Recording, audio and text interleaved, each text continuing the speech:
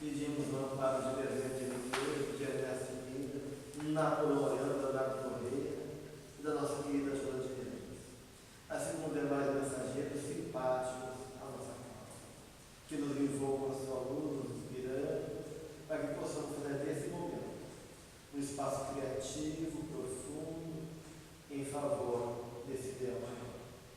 E assim, em teu nome, Senhor, em nome de toda a equipe, pedimos a permissão e damos por início nosso estudo da noite de hoje.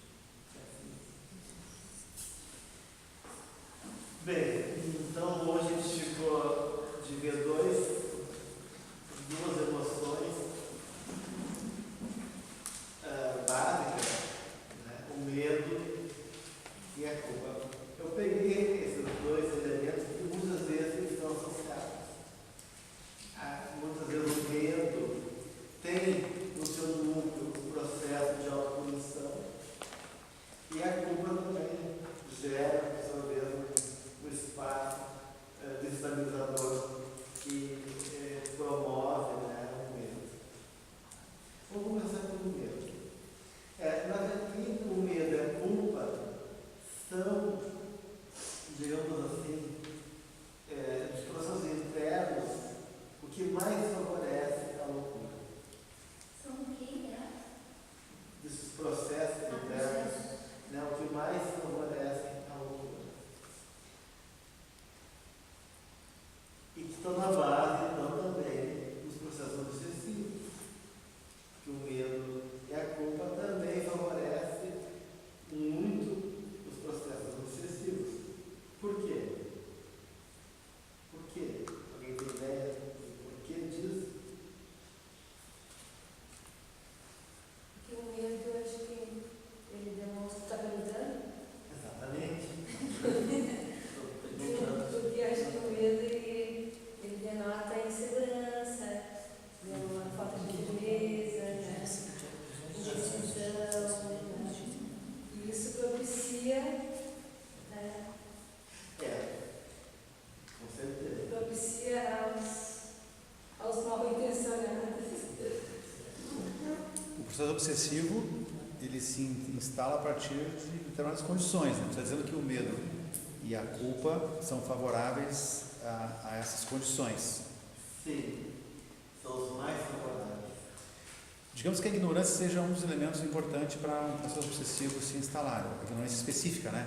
Eu não entender esses mecanismos todos, então eu não percebo os sinais de que está havendo algum processo obsessivo. A ignorância seria um deles. Mas a ignorância não tem muito a ver com o medo e com a culpa, né? Assim, ó, a gente está falando em dinâmica, né? Psicológica, comportamental, espiritual. Né?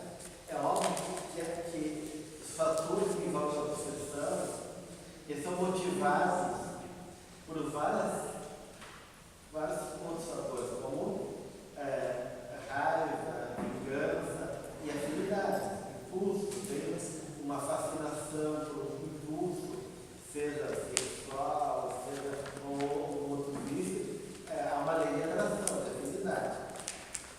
Mas, enquanto instalação, então, na afinidade, há uma abertura natural, porque daí há uma certa convergência de pensamento, de inclinações entre eu e o obsessor.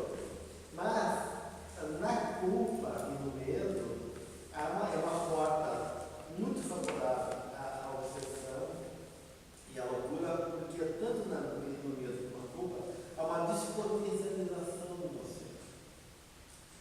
A culpa e o medo, ele vai realmente me enfraquecendo. O ego. O ego, a estrutura toda, né? Inclusive o ego. Então eu fico despotencializado, eu vou fragilizando, eu vou perdendo a capacidade de ser dono de mim mesmo. De autoestima. Sim, ele despotencializa todo o meu ser. Daí envolve também outros aspectos que emergem, como autoestima baixa, processo de punição, de processo de recriminações, negativismo, tudo isso que pode estar associado. Mas há um movimento, então, de eu ir perdendo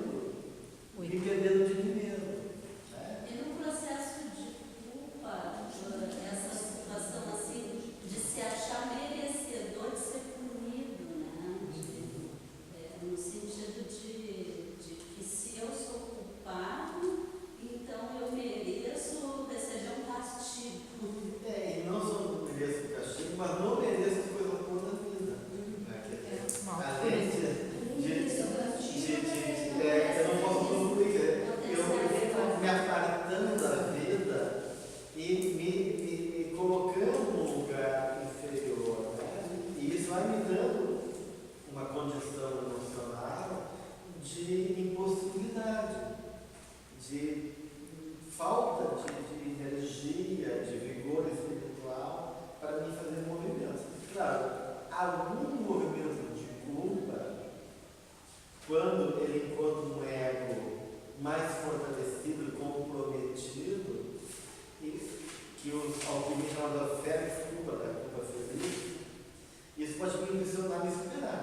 Ah, não, eu estraguei a vida do cara, agora eu vou consertar, não, pode deixar, eu vou adiante, deixa comigo, não posso deixar isso, mas isso não é o comum.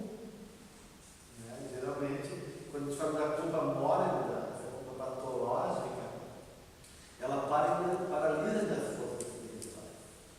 Tudo que paralisa, tudo que impede o movimento, do ponto de vista da vida, é pernicioso. Porque vida é movimento.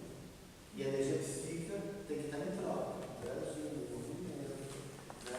Um processo, uma dinâmica de mover as energias.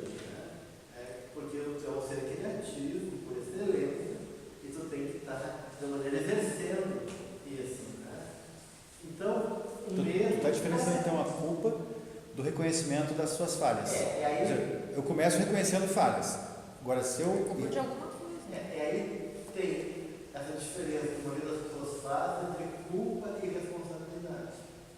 É uma coisa me sentir culpado. Outra coisa me sentir responsável e comprometido com a minha ação. São coisas diferentes. Aí é bom. É bom. Daí realmente está o meu compromisso com meus atos, com as implicações que envolvem, né, colocar no contexto que eu vivo, né? E aí no ser responsável, eu me sinto numa obrigação ética, né, de dar conta, de cuidar, de operar diante de uma realidade na qual eu estou comprometido. Até corrigir se eu errei. Exatamente. Eu corrijo, tento, supero. Na culpa, não. Porque o que está? Ele ia começar com medo, mas tudo bem. O que está implicado na culpa? Geralmente duas coisas, duas polaridades. Porque há uma tendência psicológica do ser humano de viver em polaridades opostas complementares, que o Jung chama de enantiodromia. Né? Porque todo o processo da vida é compensatório. Só que no processo enantiodrômico, se tu vive em duas polaridades, tu não integra. Fica tão movimento, que é a nossa neurose. A neurose é o processo de viver dividido em duas partes, que é a coisa do diabo, ser dividido, e vivendo aí nessas polaridades. E a culpa, essa culpa infeliz, né, porque a culpa ela só serve como uma chamada de atenção de que tu pisou na bola. Poxa, né? E realmente me condoer diante de alguma falta que eu fiz. Ponto. Depois disso, ela não serve para mais nada. Então, e se eu fico identificado com essa culpa, eu fico preso nessas duas polaridades. Que uma é uma onipotência. Então, quais são as polaridades? Uma onipotência. A culpa é uma resposta onipotente. Porque ele não me dá o direito de ser um ser humano. Né? Então, me culpa. Eu não dou o meu direito de errar. E achar que aquele eu é muito grande porque eu sou um ser do universo. Mas é orgulho também. Onipotência é orgulho. Né? De outro lado, a vítima. Vítima, sim. Tá? Porque o culpado também se identifica com uma vítima. Então é uma vítima onipotente. Né? E tu pode estar mais identificado com um lado ou com o outro. Tem gente que gosta de se culpar para chamar atenção. Então ele está na parada da vítima. Eu não mereço. Porque eu fui pecador. Mas daí é da vítima. E aí eu não faço nada, não me comprometo. E o mundo iria do lado, não pobre, é tão perfeito, maravilhoso. Mas ela está manipulando, né? Daí eu estou deixando esse arquétipo da vítima e estou usando a culpa como uma forma de justificar minha preguiça, minha irresponsabilidade e ter dado uma atenção no mundo. E a culpa e o medo não é um processo regressivo do espírito. Falando no mecanismo de defesa, na regressão, a culpa e o medo fazem um movimento regressivo. Se eu me despotencializo da minha força, eu fico no processo mais infantilizado. Então, Na vitimização justifica o erro. Para a pessoa. justifica daí. Para si. É. E assim, ó, até que ponto, por exemplo, a culpa e o remorso têm a mesmo mecanismo? O Não remorso, estou conseguindo sim, separar.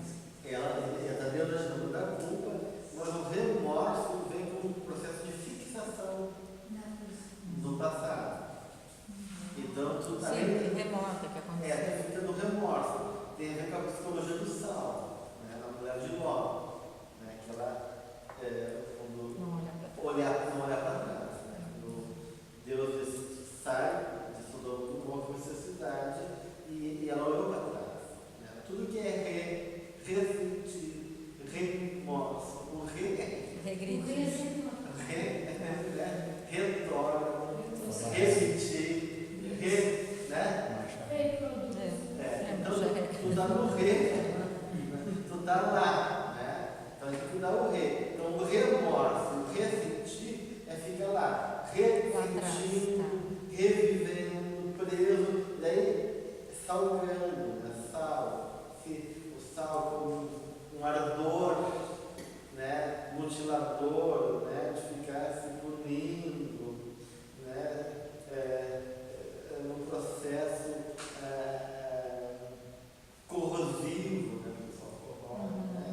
E eu fico amargurado, amargo, né? E aí fico naquele preso, naquela coisa, e, né? Então, Isso dá um processo obsessivo. e auto-obsessivo. E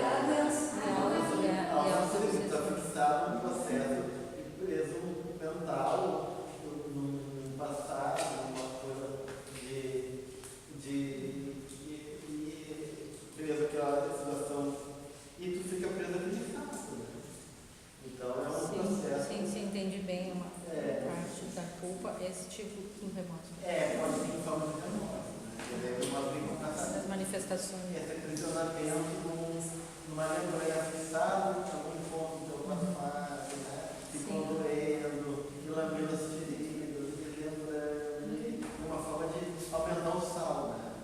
Para que isso pode se transformar numa estátua de sal. Mas existe uma culpa cultural, né? Sim, existe toda uma cultura nossa de tradição religiosa e que é muito baseada na culpa. Nós temos um nativismo religioso pesado, que ainda está no nosso inconsciente, né? Que é muito ligado a uma psicologia de culpa. A psicologia religiosa sempre foi, por muito tempo, então isso está muito arraigado, né, na nossa vida. E de uma maneira, então. Sabe, a gente carrega a culpa da pandemia. A gente carrega a culpa da crucificação do Cristo. A gente carrega a culpa feminina, porque a mulher sempre tem culpa. Até a expressão da Então, o aprisionamento do passado de culpa. Eu tenho culpa por tudo. E é só que essas culpas, elas são todas produzidas culturalmente, né? Para entender. O Manuel Fernando de Miranda vai dizer que a culpa é geralmente tem três causas. Uma delas é ligada a um não perdão, a alguma coisa do passado, né? Que é uma falta que não ficou resolvida, uma questão que eu estou em falta, né? Que me remete a algo que eu não elaborei ainda, né? Ou que eu não superei, né? Isso fica no meu inconsciente. Uma outra culpa causada pela ação vibratória dos espíritos que não me perdoaram, né? e outras. Que geralmente começa depois do meu desencarne. Sim. E que continua depois do reencarne, porque quando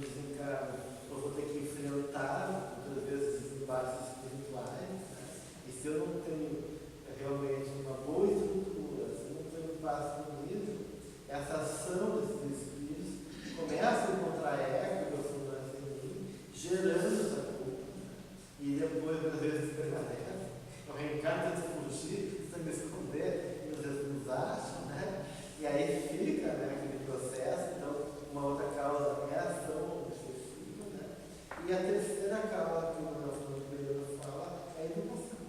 É. A educação, que é geradora de culto, ou seja, a educação nesse nível cultural, de uma cultura baseada em culpa, seja numa dinâmica familiar, onde isso é também produzido, e às vezes não de forma muito explícita.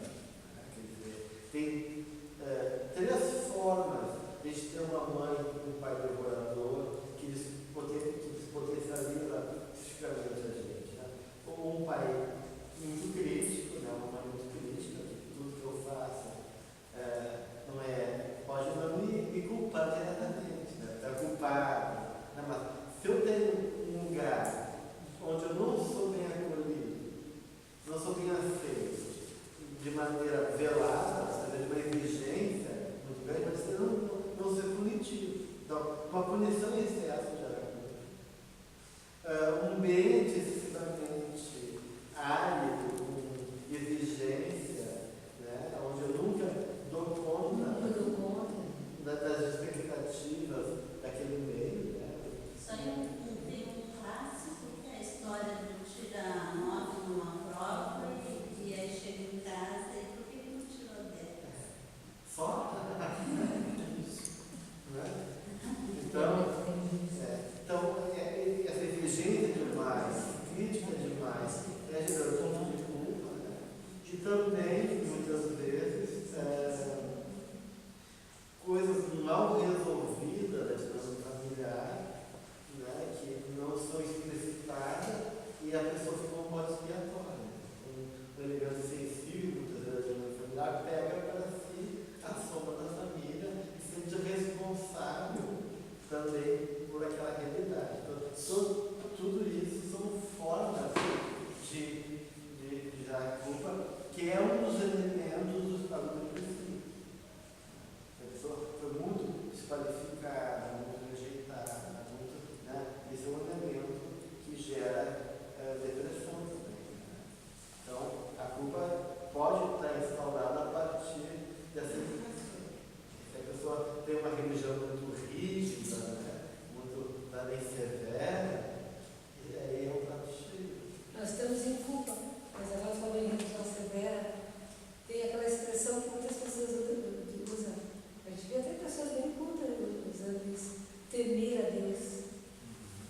Temer a Deus, acho que a expressão é essa. Sou temente a Deus. Gelson, não tem também uma certa carga de submissão? Quanto mais culpa eu projetar em ti, mais eu submeto. Um dos polos é esse. O outro polo é uma fúria violenta. A gente vê que vários tipos de psicopatas, né, são pessoas muito castradas pelos pais, que é aquele cara que leva uma forte badalinha, né, que não tem voz ativa e que depois mata de maneira violenta porque existe uma raiva no mundo. Né, uma raiva. Então, pode ser tanto. Eu falei que sempre tem as 2 polaridades. Né, então, eu posso me sentir até culpado até por nascer, né, e ficar nesse lugar eu não mereço, e ficar nesse lugar que a gente fala da falsa noiva, fica refletindo essa atitude do outro, não ter voz, mas eu posso criar também um ser dentro de mim, uma sombra raivosa e punitiva em relação ao que o mundo me fez. Com relação a quem me impediu. Mas pode ser projetado em qualquer um. Não só na pessoa, não só na figura. Às vezes fica dissociado. Eu posso não ter esse culpado, e aquela mãe punitiva endeusada, e eu não intocável, e eu me sinto, né? E aí eu dissocio e ponho isso nos outros do mundo. Né? Aí a raiva fica em relação a todas as mulheres. Todas as mulheres, ou todas as pessoas, ou seja, a gente depende da dinâmica da pessoa. Mas eu estava me referindo mais a essa culpa cultural. Porque, na verdade, quanto mais culpa e mais medo produz, Quanto mais. mais submissão. Quanto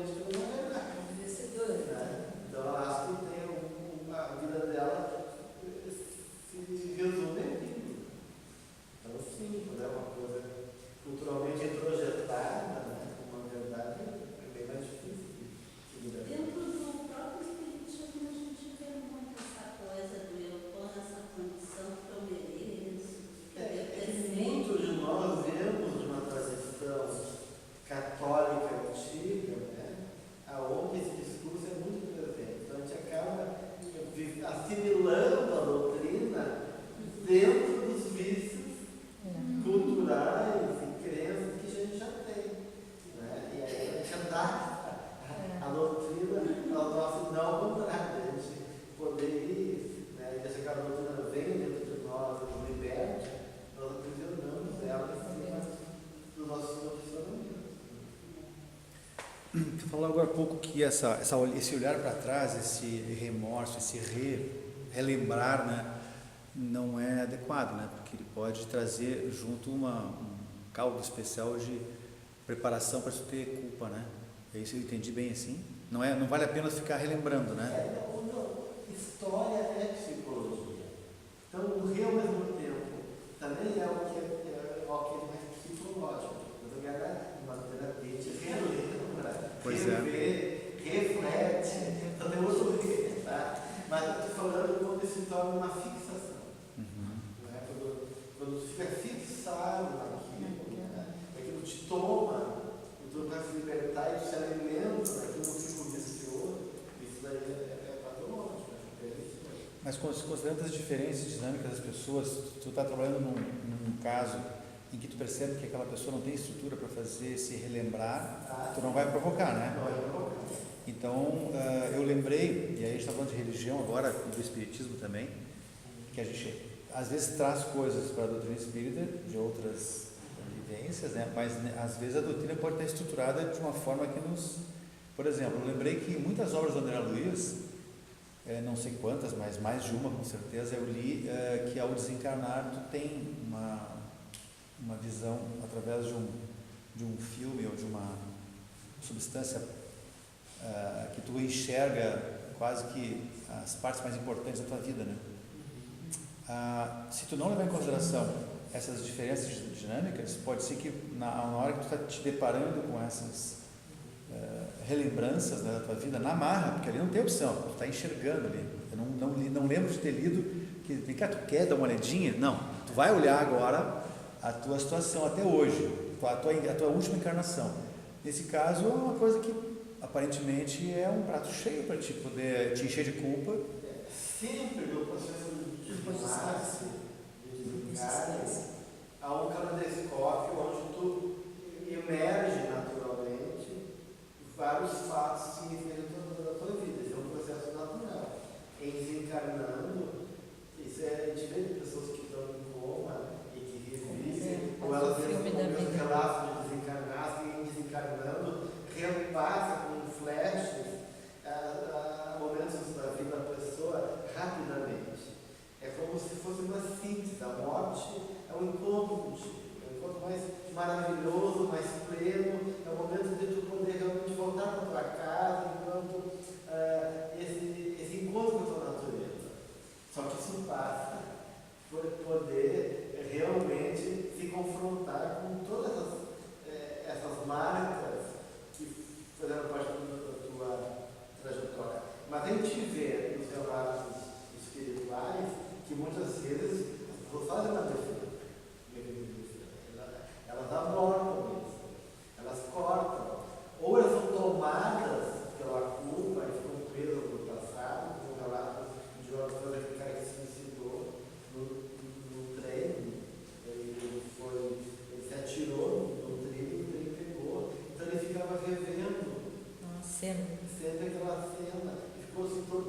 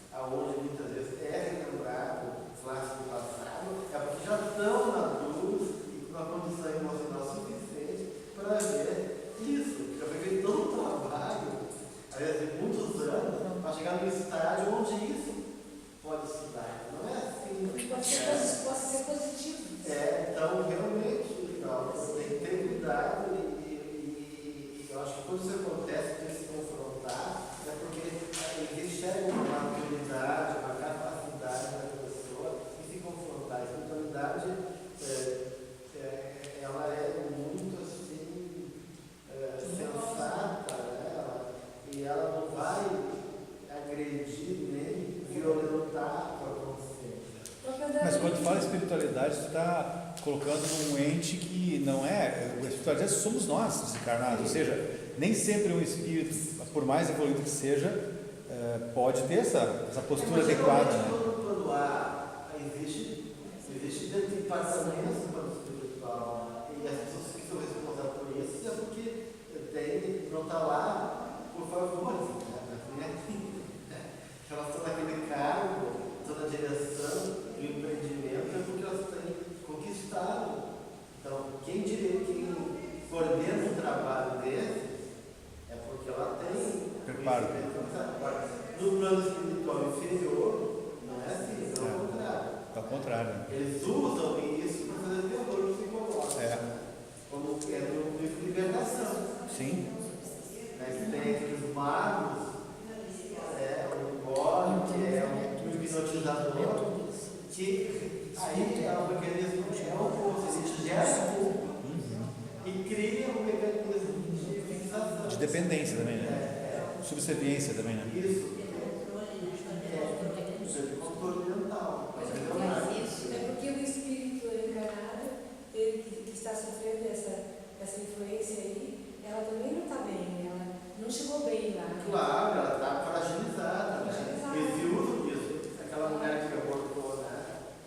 Ele fala no julgamento, mas se fosse o dono da verdade, o juiz, e tem outros espíritos ali, né? E aí ele começa a relatar todos os pecados dela, né? Então abrir, potencializar a ferida, ativar a culpa, né? E aí então uma loba, uma cadeia de licantropia, né? É verdade. Ela perdendo a forma espiritual humana e vai se tornando uma loba. Né? Então ela vai aceitando, se identificando com o padrão mental dele, com toda essa ação, e ela vai se submetendo pela culpa a essa condição. É um caso clássico de psicoterapia. É um caso bem clássico. Então, a culpa Então, uma coisa que se opõe à culpa e também se opõe ao medo é a responsabilidade. A culpa deixa a pessoa não só frágil, mas irresponsável. E o medo também. O medo também. O medo é uma forma de negação também. Uma forma de negação em todo sentido. Negação da vida, de uma forma de confiança em Deus potenciais, uma forma de confiança em Deus. Né? Porque, peraí, né? Existe um pai de amor, né? Se existe algo, se ele me criou dentro de certas condições, e se a vida é um convite, o medo é uma dinâmica oposta a tudo aquilo que move a realidade evolutiva do universo. Medo é a negação. Medo é a negação. Então, tu vê, no medo, a pessoa vai perdendo a sua capacidade, a sua força, vai se e ela fica irresponsável. Tu tinha falado medo é a negação do quê? Da responsabilidade. Não? Do que tu tinha? Da vida. Da vida. Da vida. Fica com medo de paralisia. É o medo. Na mitologia grega, os mitos ligados à psicose, à loucura, são mitos de petrificação. Que na mitologia grega é muito ligado à figura da medusa, das cobras. Né? Ela é a imagem do medo, aquilo que petrifica, aquilo que paralisa. Tanto é que algumas tribos, algumas cidades pobres da Grécia, eles tinham como ritual fazer um exorcismo do medo, então eles deixavam o cabelo crescer, os guerreiros,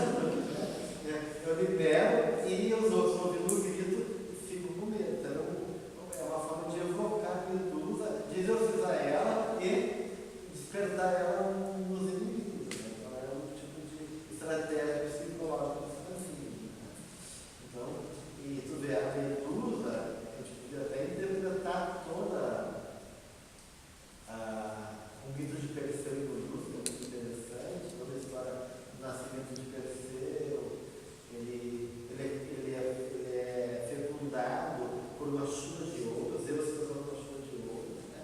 É muito bonito o mito de Perseu, toda a história dele, depois o vô dele expulsa ele e a mãe, até chegar na Maína. Né? Então toda a história de Perseu é a história da estruturação da consciência do ego.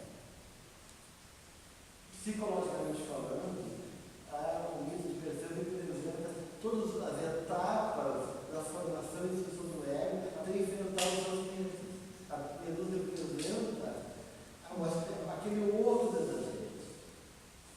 Porque o medo é sempre ligado a uma imagem interna nossa, mal trabalhada, que se torna dominante em relação a ele. Né?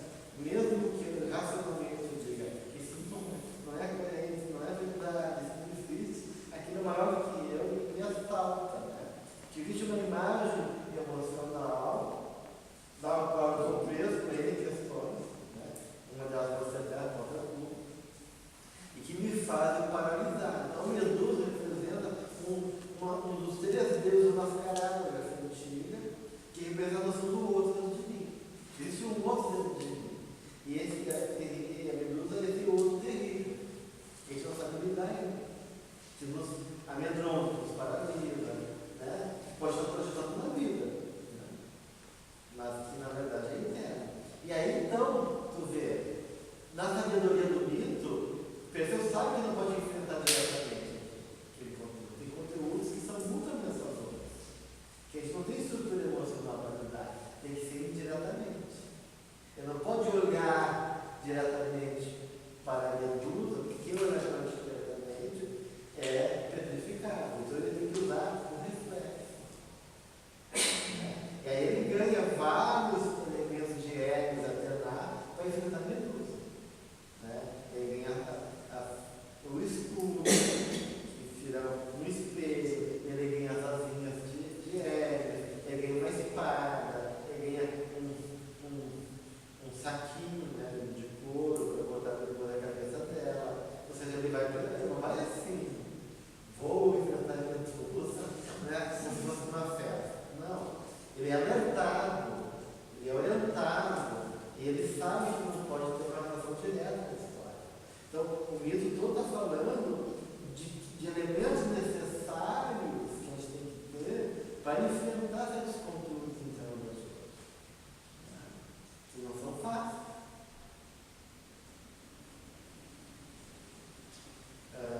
Mas eu acho que uma das primeiras coisas é reconhecer mesmo. Reconhecer que ela é grande, que eu não estou enfrentando algo que naquele momento é maior do que eu. E ter a humildade de não olhar de frente. Porque se olhar de frente, aquilo não faz. Muitas vezes reconhecer o medo não é assim. Reconhecer o medo não quer dizer se identificar com ele. Não, Né? Não ficar então eu não posso, não essa consigo. tá. Mas daí ter esse reflexo, esse olhar indireto e aos poucos se aproximando e trabalhando para que a gente possa ir superando. Né? Daí todo o exercício de enfrentamento do medo é realmente a gente assumir responsabilidade diante daquilo que, se o medo se opõe à responsabilidade, a responsabilidade também é a cura. E o que é ser responsável? É te dar uma chance. É te colocar de novo na história, em vez de tirar da história. Né? Eu estou com medo, né? Mas não adianta fugir da vida. A vida me pertence. Eu sou responsável por ela. Né? Eu lembro daquela história que eu vou aqui para vocês, do cara, do imperador chinês, e o cara, não rematou?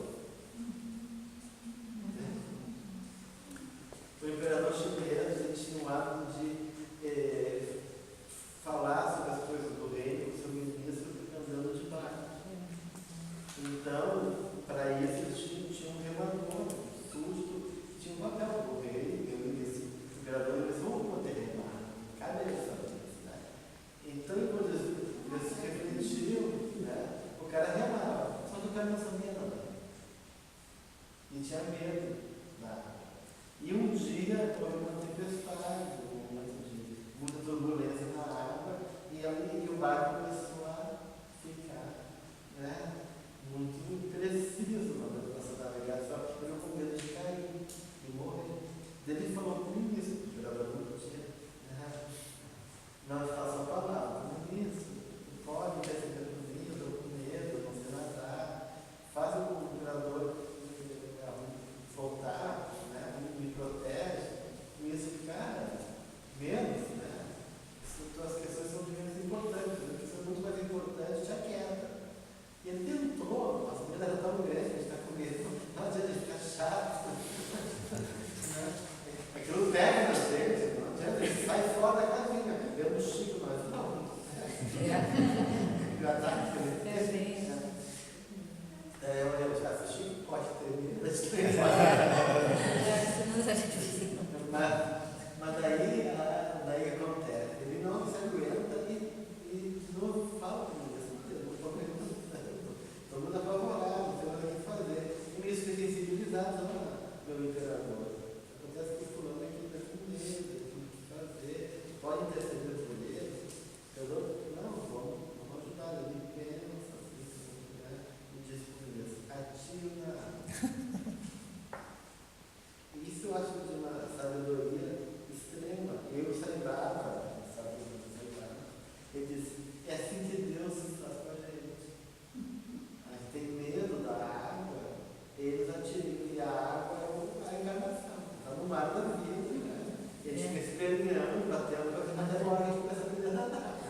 Porque se ele protege o súdito e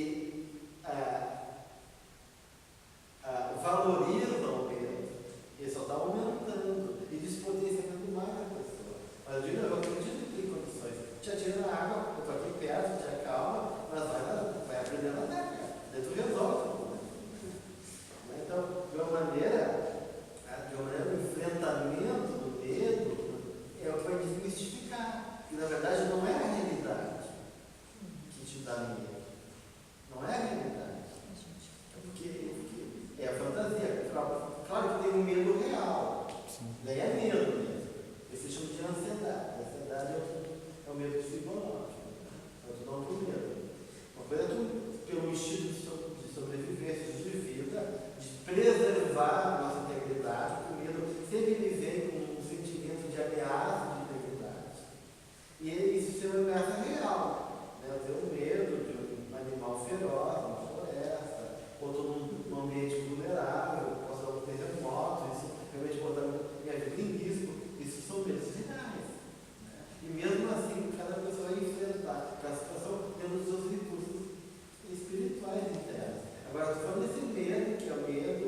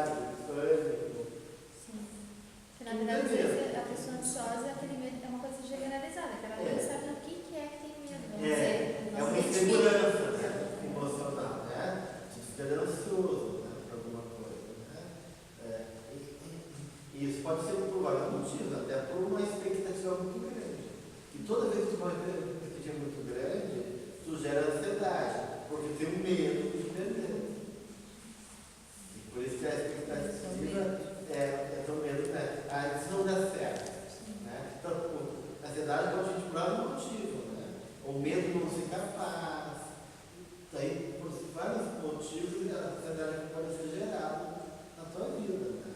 Mas quando a gente fala em ansiedade, em pânico, eu estou falando isso. Essa dinâmica tem de novo. Então, na medida que tu tira a projeção, né, da realidade e tenta aceitar a fantasia, isso é uma boa tática para enfrentar o medo. O que é? Não tem que Muito importante. Eu nunca substitui uma coisa ruim por outra. Não, porque daí, por exemplo, vamos pensar assim, uma forma de trabalhar o medo é brincar com fantasia. Aí pode. Aí viver ela. Brinca é bom, por exemplo, eu tenho medo, vamos pensar. Pode ser, é oratório. Qual é a fantasia? Qual de tão terrível pode acontecer? Qual é a pior coisa que pode acontecer? Então você está na fantasia, não na realidade. Pode ser que eu fique mudo e não vai estar rindo de mim. Tá? É uma fantasia. Pode ser que eu fale uma besteira. Né? Então, vai ser julgado, então ser amado. Né? Então, vai atrás dessa fantasia, vai ser expressão horrível. Qual é o problema, Felipe? O que tem aí? E tu vai brincando com fantasia e vai tentando Enfrentar. fantasiar. Né? Então, na verdade, daí se tu vai brincando, olhando para isso, tu vai desmistificando aquela fantasia e relativizando ela. E aí se tu aceitar, tudo bem. Se eu tiver me dar uma diarreia e tal, vai dar problema, né? Cagar não é feliz. Vou aceitar a realidade. Eu vou aceitar a possibilidade. Eu posso me dar melhor. Aceitar a possibilidade. Aceitar que eu não posso ser aceito, que eu não posso ser amado, que você compreende. E tirar minha fantasia onipotente, que é por trás do medo tem uma fantasia onipotente. Eu me aceito já no centro do mundo. Você achou? Que não pode errar. Dá tanta importância assim, que eu vou falar, porque a pessoa vai achar de mim, quer dizer, existe uma necessidade de valor. Não pode errar. No sentido de valor, dentro de uma ideia de muito valor. Uma coisa, toda vez que um sentimento inferior, existe uma fantasia de ideia superior, que outras coisas têm que compensar. Sempre. Então, quanto mais fantasias grandiosas, mais sentimentos Inferioridade. Para compensar. E aí não combina isso. Como é que a coisa grande vai caber no sentimento pequeno? Né?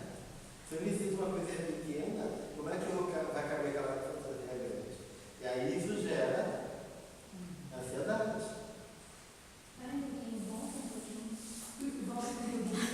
Volta o vídeo. Sim. Conta o que eu não entendi a história de quando a fantasia maior. Sim, porque se eu tenho um sentimento pequeno de inferioridade, a minha tendência é fazer fantasias grandiosas para compensar o sentimento inferior.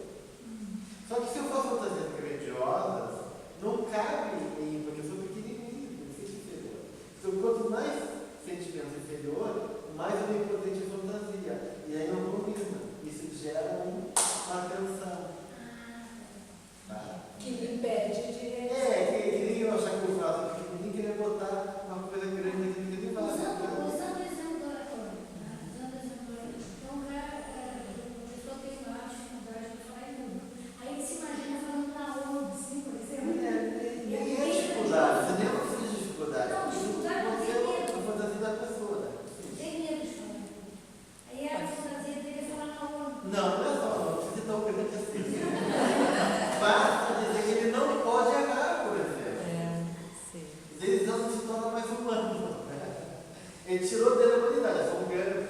Né? Então, eu tenho medo, se é aceito, eu sou gostado, eu tenho que fazer uma coisa muito grande para poder ser aceito e gostado. Eu faço uma fantasia que eu vou falar uma coisa. Né? E me põe uma responsabilidade de ser o cara que vai falar que não pode errar. E aí já é uma pressão. E o enfrentamento seria, se tu tem que fazer o trabalho, tu te prepara para ele, tu diz, eu vou me Eu preparar. vou fazer meu arroz com feijão. Isso, Quem tiver com preparar. fome, que come. Eu Não é obrigado, gente. Mas não vou querer falei a gente não pode ser perfeito em pensação, tudo. tá bem Não, também não vou aceitar assim. Aceitar sempre que tu pode te preparar melhor. Sim, mas eu estudar. falei, mas eu conheço o meu feijão com arroz. Não precisa fazer um caviar. Eu sei fazer um caviar. Sim, eu mas faço bem elaborado. Mas se eu fizer um arroz bem feitinho, Todo mundo vai ter isso vai ajudar. então eu tenho que baixar um pouco. A exigência. Não vai falar. Vai falar o feijãozinho com arroz. Procura dele 5 pessoas, tudo bem. Se ferrar com ótimo, não tem problema. A pessoa acaba se exigindo muito, acho que ela sofre muito, porque ela tem que ser perfeita, ela não pode errar. E aí, em vez de ter uma coisa que favorece ela, torna aquilo mais possível. E a timidez é mais ou menos isso? E aí alimenta o medo. A timidez. Oi? Aí alimenta o medo. Sim, alimenta o medo.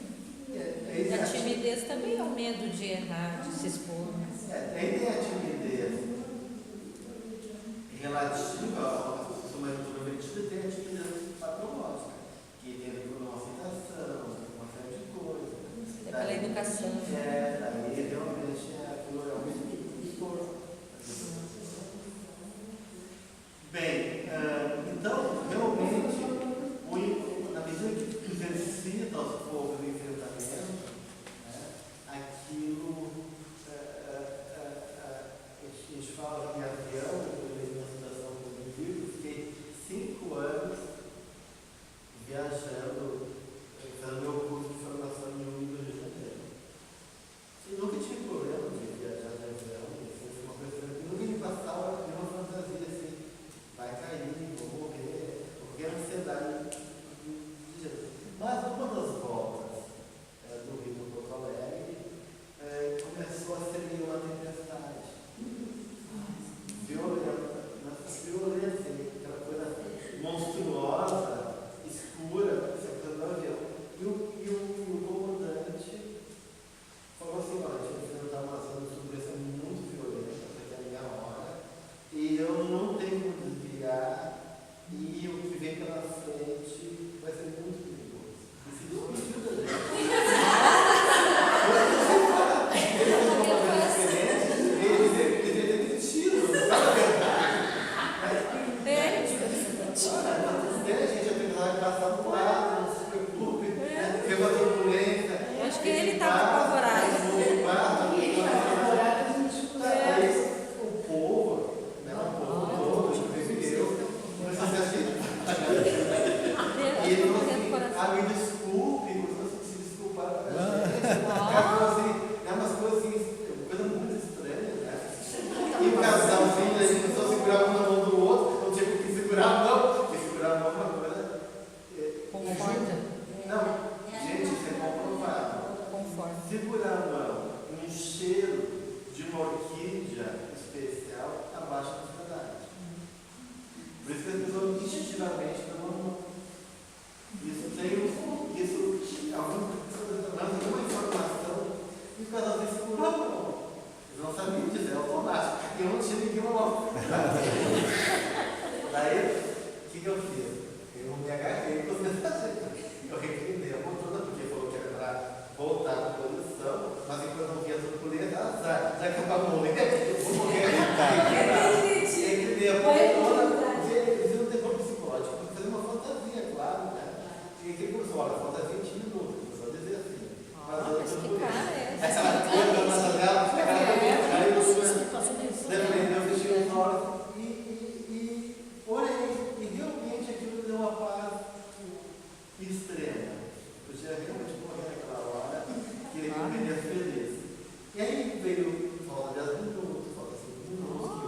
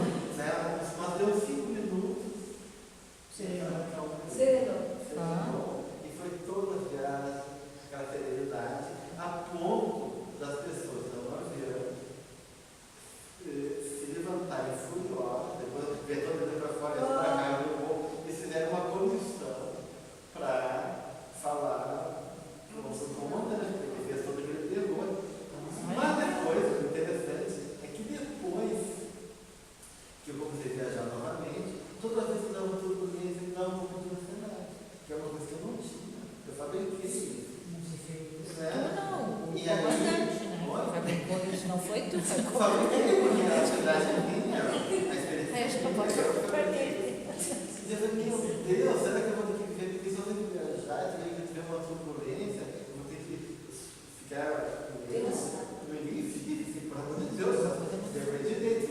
E eu comecei a trabalhar. Eu não tenho medo de morrer, a princípio, né? A gente acredita, né? Morrer de um jeito ou de outro, já quase briguei 2 vezes no mar. Fiquei pensando assim, né? Mas daí eu fui entendendo qual é a fantasia, sabe que eu tinha que entregar, voar, mas eu fui atrás de todas as fantasias possíveis, daí eu me dei conta que eu tinha botado uma fé muito grande no comandante. Eu tinha acreditado nele. Eu acreditei, uma parte de mim acreditou. E eu fiquei esperando ele na história. Então eu ainda estava esperando aquele. Aí quando eu entendi que eu ainda estava preso na expectativa